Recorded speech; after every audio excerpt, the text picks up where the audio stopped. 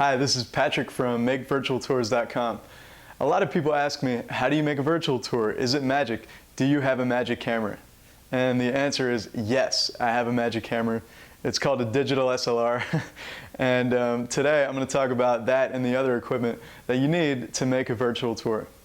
Now there's 4 basic categories of equipment that we need. We need a camera, like a camera body, a digital SLR camera body. We need a lens, a wide angle lens, preferably a fisheye.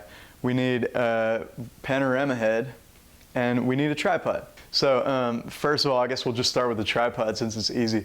You don't need anything too fancy, just it has to be sturdy. I think it should have at least like a 10-pound weight capacity. And Manfrotto makes very good tripods, but really you can look around on Amazon and find a decent tripod. Just look at the reviews, make sure it looks snazzy, and it'll work for you.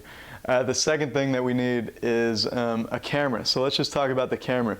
What are the requirements that we have for our digital SLR? We're going to encounter a lot of areas of really bright areas and then really dark areas. So on one side, since it's a 360 panorama, you might have a window over here that has a lot of light coming into it, and then you might have a hallway down there that's really dark and looks like a dungeon.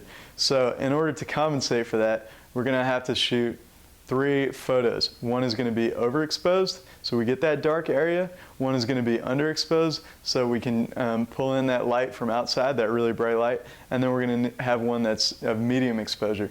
So that bracketing is what does that.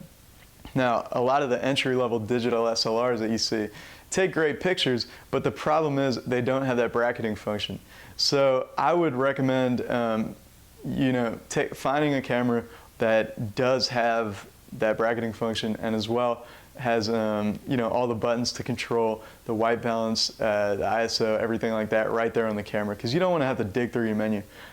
For right now, that would be the Nikon D5200 would probably be the bare minimum. The Canon 60D would be the bare minimum if you're shooting Canon. And I'm not sure about the Sony models. And also keep in mind, I'm filming this in January 2013, so there's a chance that if you're watching this in the future, all that I just said doesn't make any sense. So like I said, the one requirement that you need is the bracketing. Okay, secondly, we're looking at the lens, okay? And for the lenses, you really need something that's a wide angle lens. That way you can minimize the amount of shots that it takes to cover your entire area that you're trying to shoot. So I personally, since I shoot Nikon, I use this Nikon 10.5mm f2.8. And this thing is brilliant. It wasn't too expensive, it was around $700. And it really takes some really sharp pictures, so I'm pretty happy with it. Obviously if you shoot Canon has a fisheye lens that has got pretty good reviews, and Sigma makes the 8mm, which is great because that means that you only have to take fewer pictures since it covers such a wide area. The last thing that we're going to talk about is the Panorama Head. So what this thing does is it keeps the entrance pupil where the light comes in to your camera in the exact same spot, no matter which direction it's facing. So a regular tripod, what it does is it sits on the end here and it actually turns around, and that will result in some really nasty effects when you try to stitch it together. So you really do need one of these heads here, and what it does is it keeps this entrance pupil in the same exact spot. So as I turn this thing around, my finger is literally not moving, and I can be rest assured that when I go to bring it in to stitch it later, it'll be in the perfect, they'll all perfectly line up. Now, there are a couple different companies that make these things.